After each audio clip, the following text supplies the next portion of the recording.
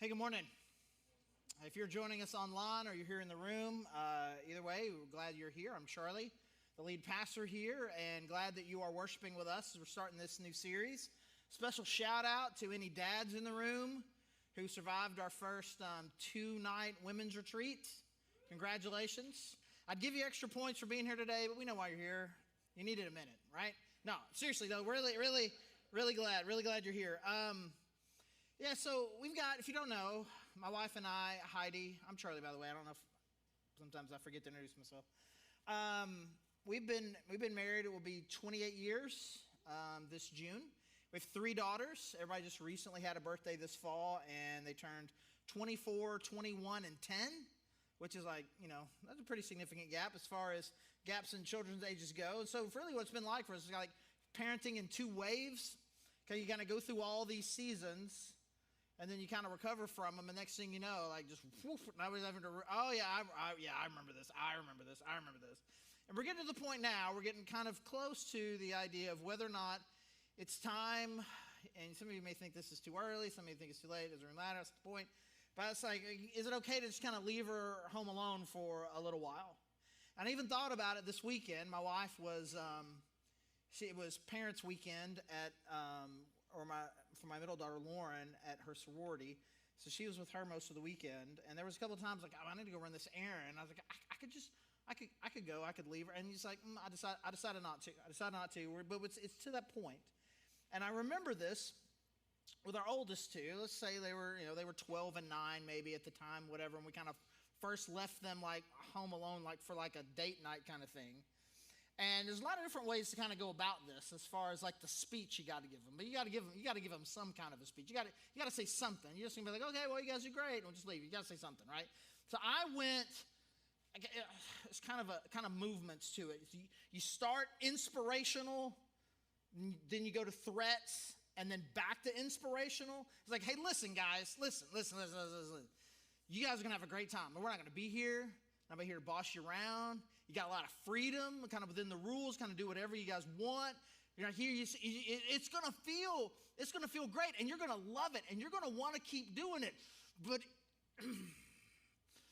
if I hear that you fought or anything, or just like you tear something up, or you do something, and you're not going to be able to do it again, but you're going to want to do it again. It's going to be so fun. And if it goes great tonight, we'll just be able to do this all the time. Because the challenge is, it's not necessarily we didn't trust the one that was going to be in charge as much as we didn't trust the one who didn't want her older sister to be in charge. It was the fighting we were worried about. But they did great. I think they kind of took to it. It's like, it really does feel cool to kind of have this level of freedom. And it went really well.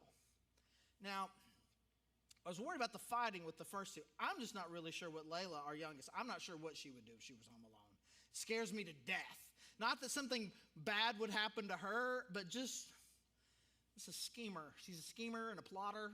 I don't know. But we'll have to get there, right? And so we have this passage. This kind of passage. Mark, if you were here, Mark kind of talked about it, kind of the upper room discourse.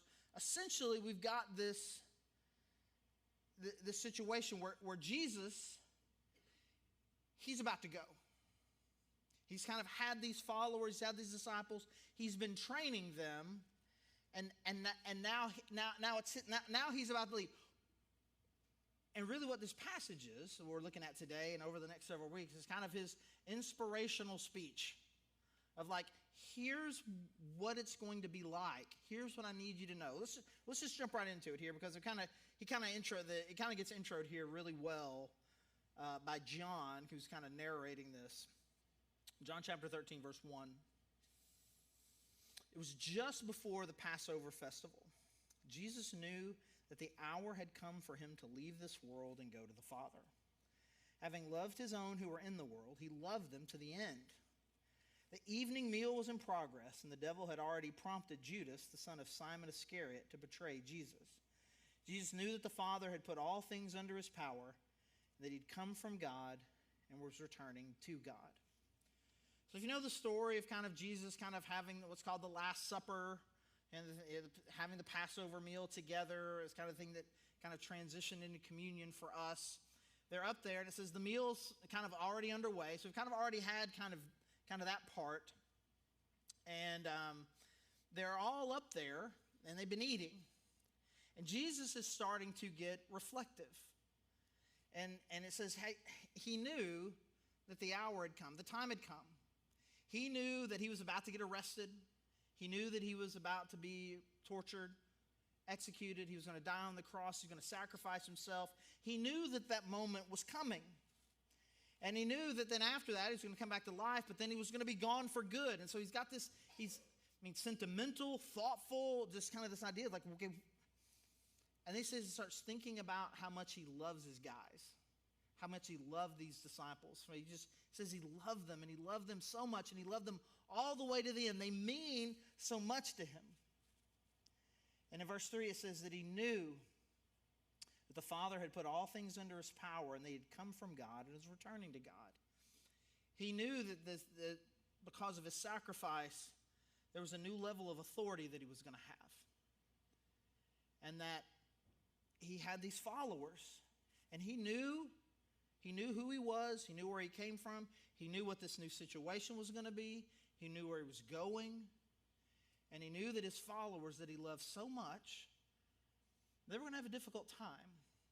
They're going to have a difficult time kind of processing what's about to happen with his arrest and his torture, his execution. They were going to have a hard time. But really beyond that, they were going to have a hard time to know what to do after he was gone. I know I've mentioned this here before, and if you've been to Connections, you've heard me talk about this. These moments where Jesus is kind of describing to his followers what it's going to look like, what it's going to mean for them to be a follower of Jesus when you're not literally following Jesus. And so for the most part, that's what it had been. Like, they followed Jesus, and that meant he was here and they were here, and he went here and they went here. Jesus did this and they did this with him. It was a very literal following. Now Jesus is like, as he thinks about it, I'm going to be gone, and I love these guys, and I know what's about to happen. And I need to think through, like, what is it that they need to know? How do they follow me when I'm not here physically to follow? Again, this is the only thing that we've ever known, is following Jesus without the physical presence of Jesus here. This was a new transition for them. This was incredibly important information for them. But in the same way that it's important for them, even though it was going to be new to them, this idea, we didn't have to go through this transition. Everything that Jesus is going to say here today and over the next several weeks to kind of go through this teaching is very important. This is what was on Jesus' mind when he thought about the people that I love, the people that are following me. What do they need to be about once I'm gone? And so, verse 4 kind of says, so he got up. And so again, the transition here, he's thinking about all of these things and what they need to know and what they need to understand. And so he got up from the meal, took off his outer clothing, and wrapped a towel around his waist. Takes off his robe, his towel around. After that, he poured water into a basin and began to wash his disciples' feet, drying them with the towel that was wrapped around him. He came to Simon Peter, who said to him, Lord, are you going to wash my feet? And Jesus replied, you don't understand now what I'm doing, but later you will understand. No, said Peter, you shall never wash my feet. Jesus answered, well, unless I wash you, you have no part with me. Then, Lord, Simon Peter replied, not just my feet, but my hands and my head as well. And Jesus answered, those who have had a bath need only to wash their feet. Their whole body is clean. And you are clean, though not every one of you. For he knew who was going to betray him, and that was why he said not everyone was clean. And so Jesus gets up. He's thinking about what they need to know, what they need to be, what they need to understand. He gets up and he puts his towel around him, and he starts washing everybody's feet.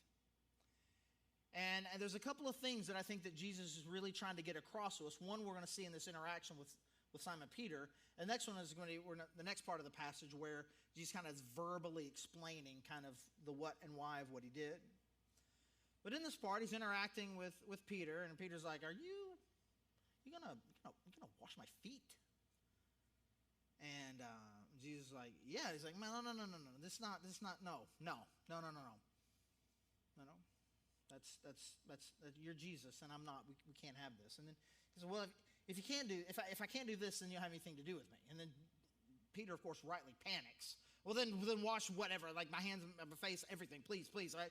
He's shocked by it. He's like, no. Listen, you just need me to do this. You just need me to do this. It's fine. And in that statement, as he's communicating this to Peter, we have this really interesting thing. He's like, if you don't let me clean you, then you don't have anything to do with me. Again, he's not necessarily literally talking about that particular moment, but again, we see this metaphor here. And he's talking about what it means to be clean and what we understand here. He's talking about this idea is like, you are dirty. And if you don't allow me to sacrifice, humble myself, and clean you, you don't get to have anything to do with me. So we have here this beautiful gospel imagery. And we'll say it this way, that life with Jesus, essentially, it begins with the gospel. He's about to lay out for them what life is supposed to be like, and there's going to be all of these tips on how to hear from the Holy Spirit, and what that means, and how we need to love each other, and what it means to stay connected with God, even though I'm not physically present here. He's going to have all these incredible, awesome things to say about how to live life. And a lot of the times during the course of these next few weeks, it's kind of like practical life tips on how to be a Christian in the world, right? It's gonna feel like that. But before we get to practical life tips, I think it's really important for us to take a moment right here and make sure we get the very beginning. This is the first thing that Jesus communicated after he was thinking all of this. This idea, this gospel imagery of you are dirty and I am humbling myself so that you can be clean. And if I do not clean you, you can't be with me. Again, the moment of this, I can only imagine that Peter was very confused at the beginning, and nothing that Jesus said deconfused him. He's like, if I don't wash your feet, you don't have anything to do with me. Well, wash my hands and my face too. He's like, no, you're already mostly clean. You just need a little bit of this, but not all of you are clean. I'm like, Judas hadn't done anything yet. Can't imagine he had any idea what he was talking about. All he knew was in that moment, I want to be with Jesus. But now we look back and we reflect on it, and we just see this beautiful picture that Jesus is painting for them. There's going to be an ear-popping kind of moment of wow for them at some point where it's like, he's talking about his death. He's talking about that sacrifice that he made to clean us from sins. Because not only does Peter not understand this, but we're going to see in a few chapters, they didn't really understand what was happening to Jesus at the time. This is all something that kind of unfolded for them. We have the beautiful ability of hindsight to kind of look back at the whole picture. And we see this, that we're all dirty.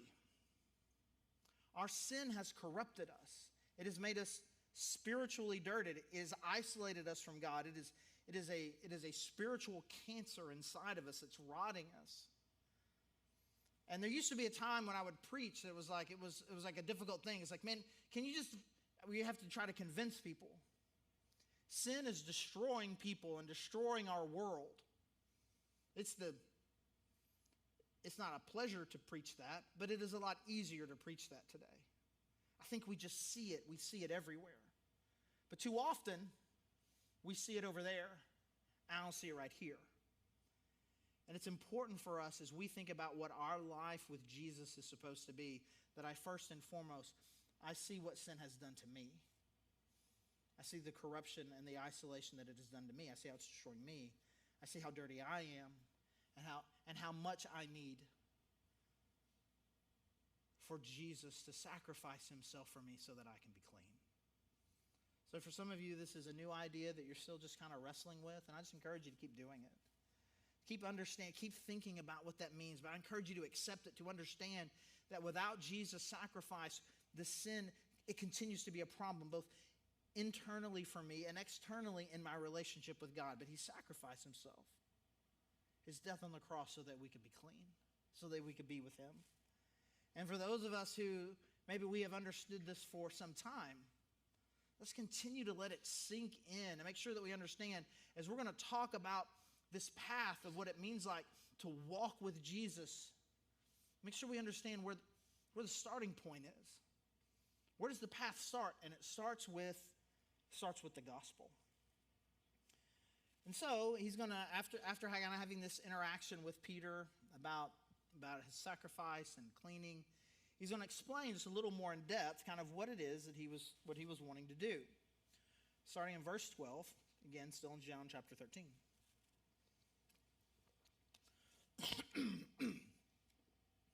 When he had finished washing their feet, he put on his clothes and returned to his place. "Do you understand what I have done for you?" he asked them. Now, I'm sure Jesus knew that was a rhetorical question. Hey, do you understand what just happened? And he's like, I don't know. He's already had one weird interaction with Peter. Peter obviously didn't understand. That's one of those things. I've been in this situation. Maybe you have too, if you ever led a small group where you ask a question. Like, yeah, you guys understand what this means? And you're like, I feel like there's only wrong answers here. And if I'm quiet long enough, he's just going to go ahead and answer it.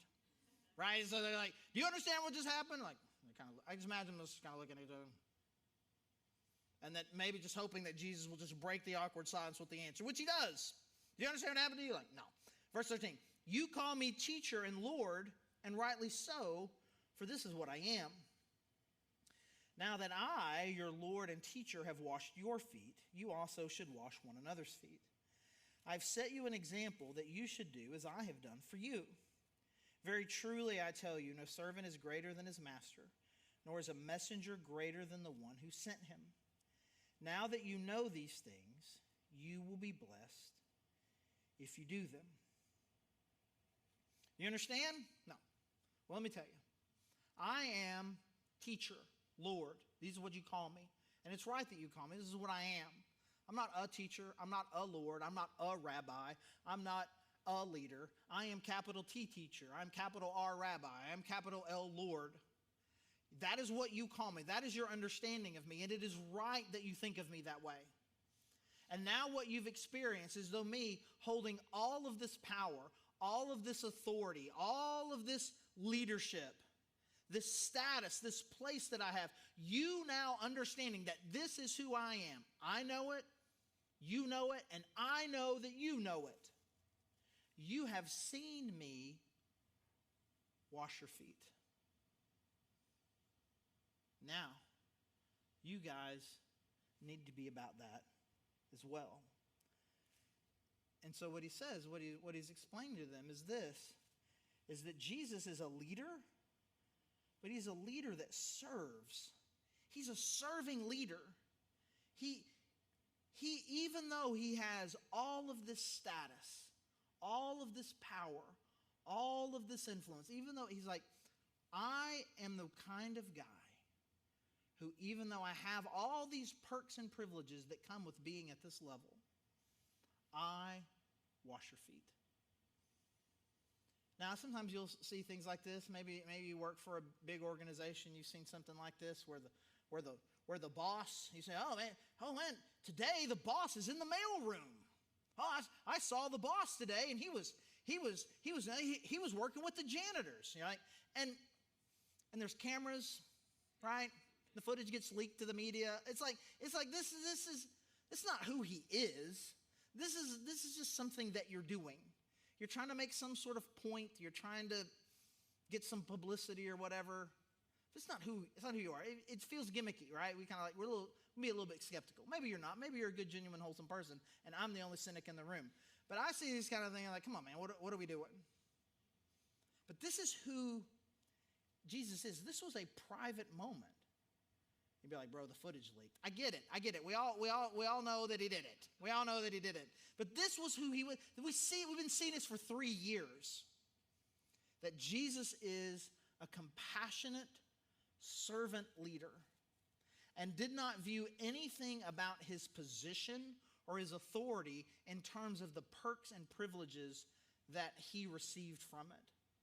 But he perceived his level of influence only through the lens of how do I take this and use it to help others? I've got this platform. How can I use it to help others? I've got this influence. I've got this authority. How can I use it to help others? I am the Son of God. How do I want to spend my life? I want to sacrifice my life so that the world can be free, so that people can find hope and can be restored in their relationship with God. I want to wash their feet. I want to heal the sick. This is who he is. And then he makes what I would think for us probably the very obvious point. Now that I have washed your feet, you also should do the same. So Jesus is a leader that serves, and we must be the same.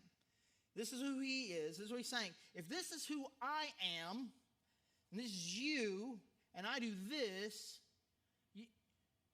you have to be at the same place. You need to have that same sort of attitude, that the resources, the influence, the position that you have has to be used to serve someone else. And I find it incredible, and I don't think that we can say this enough. This is the first thing that Jesus thought about. He's getting all reflective and meditative about what they need to understand. And first, he kind of gets them to make sure they understand where the path is, with kind of this gospel metaphor. And then the first thing that he wants them to understand after that, listen, I need you to be men who serve. This is who I need you to be. Because he knew what was about to happen. He knew right now that they were just a small little crew. You know, there was 12 of them, about to be 11, right? And there was this larger group of about 70-ish of them. But he knew what was going to happen. He knew it was going to happen in Acts chapter 2. He knew about Pentecost. He knew it was going to turn from a group of 70 to over 3,000 in a day. And then it was going to become tens of thousands, hundreds of thousands. It was going to become first a local and then a countrywide, then a regional, and ultimately a worldwide force. This incredible movement, and they were going to sit on top of it, and they were going to be the ones who knew who Jesus was and had walked with him, and they were going to have all of this influence and authority. He's like, I need you to get this, that you need to think of yourself not in terms of Lord, leader, teacher, but servant. That is who I am, and that is who you need to be.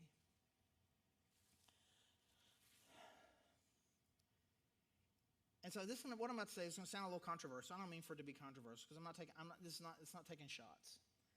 But I think to some degree we've missed the point a little bit about this, because sometimes like at retreat centers or conferences, or maybe in the tradition you grew up in, we turn the actual act of foot washing. Well, Jesus wants us to wash each other's feet. And so we turn it into this kind of sacrament. And if that's what your tradition does, or your retreat center, whatever you do, great. But I don't want us to lose his greater point here.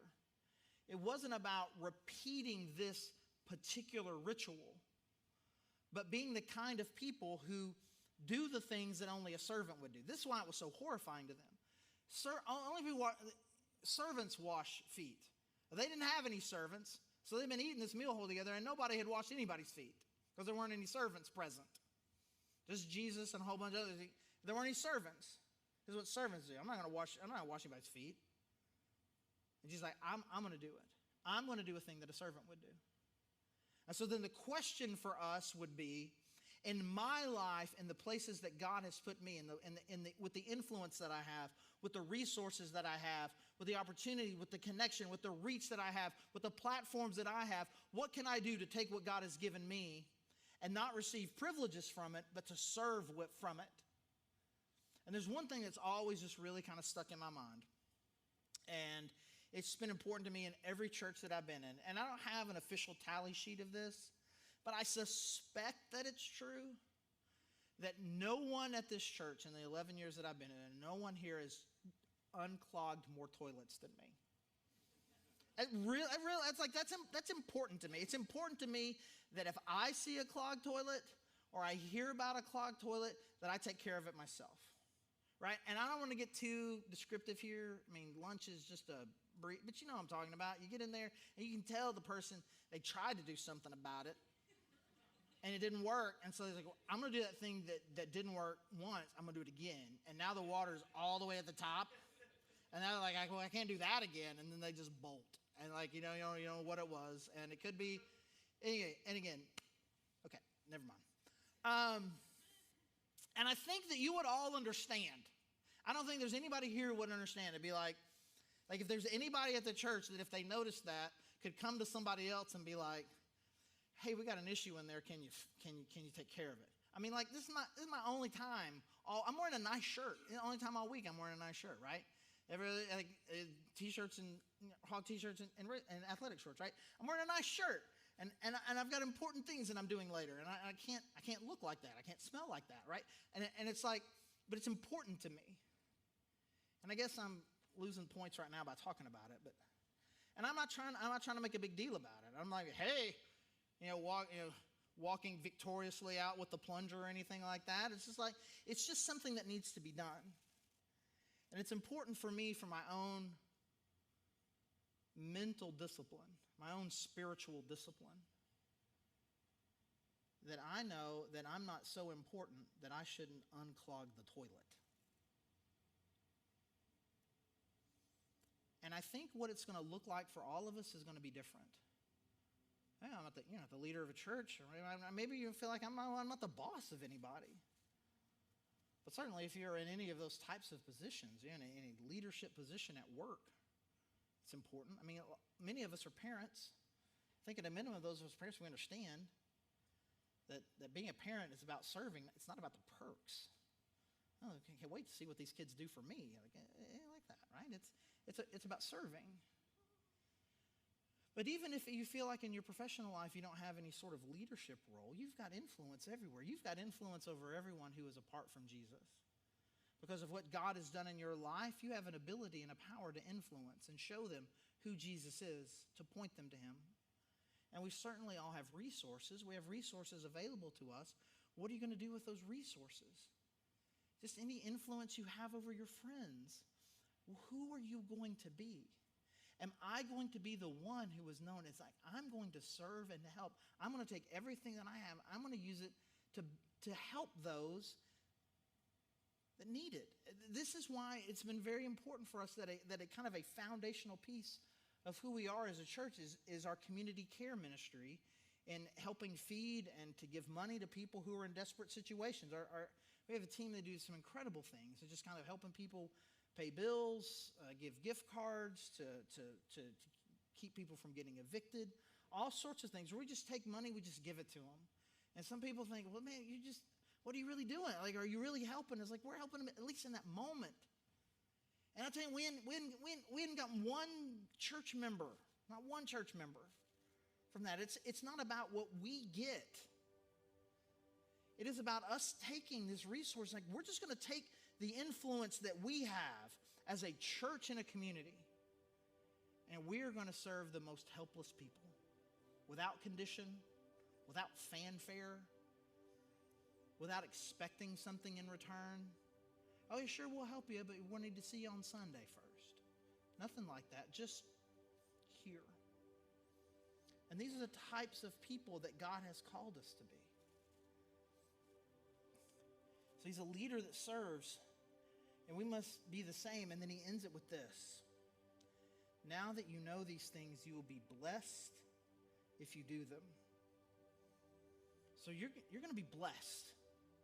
If you will have this sort of attitude, if you will live this life where you just say, I'm going to view what I have and who I am as an opportunity to serve others as opposed to being served. I'm going to use my influence, my power, and my resources to help others, not to serve myself. Jesus says you're going to be blessed. That is a very churchy word, and I'm going to make sure we understand what that means. There really are typically there's kind of two different meanings for that. One is just kind of, it really kind of just means happy. You're going to be good on the inside. You're going to be blessed. It's going to be like the good feeling that you get. Like I did that, I feel good. Like I feel good about what I did. I feel good about who I am. Because if you live your life like this, you're going to be good. You're just going to feel good. And the other idea of blessing is kind of like this, just kind of divine kind of mark that God puts on you. It's like, I'm going to prosper you. And I got to be careful with that word, because not necessarily talking about financial wealth, but just having this thing where God puts his hand on you and says, I'm going to make you good. Good things are going to happen to you. You are going to be under my care. You're going to be under my love. Like, there's going to be special things are going to happen to you because I'm going to bless you. So again, it can mean either one of those things, and context usually tells us. And reading this context, I mean, it really feels to me like Jesus is probably talking about both those things. That you're going to feel good about it, and God's going to be real fired up about it too. And his hand, his blessing, his encouragement, his love, his presence is going to be with you in a special way. If we will be like what Jesus was. And I'm going to look for opportunities in my life with the influence, the resources, and the opportunities that God has given me to make my life not about me, but how I can serve somebody else. And then, both internally and externally from God, we can be blessed. Let's pray.